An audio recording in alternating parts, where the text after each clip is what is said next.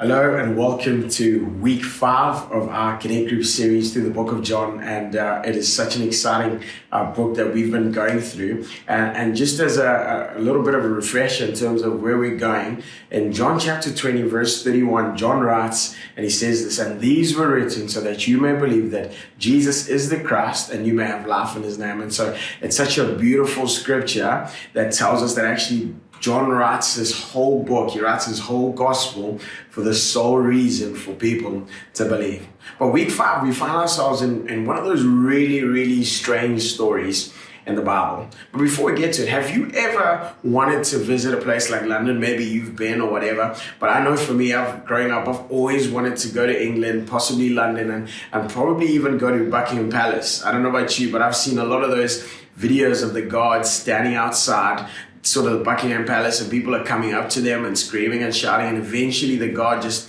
sort of pushes them or does something very hectic, and people are like, "Whoa, what are you doing?" But that's what they have to do, right?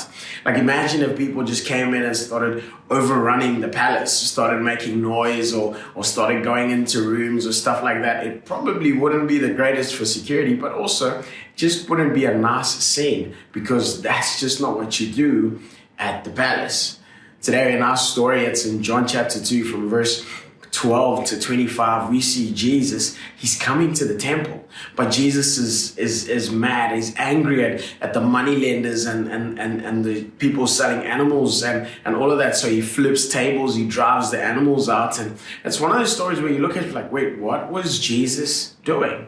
Well, actually, if you look at the story, there was nothing wrong with having moneylenders in the temple courts. There was nothing wrong with having people selling sacrifices. Imagine after traveling a very long distance to get to the temple, you're probably not going to be traveling with a goat or a lamb or whatever the case may be, but you're going to get there and you're going to buy something. But actually, these guys had used this as an opportunity to get their own profits, to get their own gain. And so Jesus comes in and he's sort of tearing it down, because actually the temple is a place where people meet with God. The temple is a place where God is created for his people to come and meet with him. If you look at back in the Old Testament, people met with God when God's presence was in the tabernacle, in the Ark of the Covenant. And so God lives now in the temple. He's saying, actually, you can meet with me. And Jesus is angry at the distractions. Jesus is angry at the distractions that people had set up. It had become about the money lenders, about the animals. It was no longer about what the purpose was, meeting with God. And I suppose that throws out a question for you and I. What are some of the distractions that are in our lives? What are some of the distractions that are in front of us that are inhibiting us from meeting with God? What are some of the tables that we need to be turning in our own hearts? But I think another second big picture that we see from this story is that Jesus is asked by these guys after flipping the tables, like, okay, well, give us a sign. What sign do you give us? Jesus responds and he says, destroy this temple and in 3 days it will be raised up again. And the people sort of didn't understand. They're like, bro, it will take 46 years to build it. But they didn't understand what Jesus was saying. Jesus was saying, I am the new temple. I am the new way to meet with God. It's no longer that you need to go to a church building or certain places to meet with God, but actually, as soon as you encounter me, you can encounter God.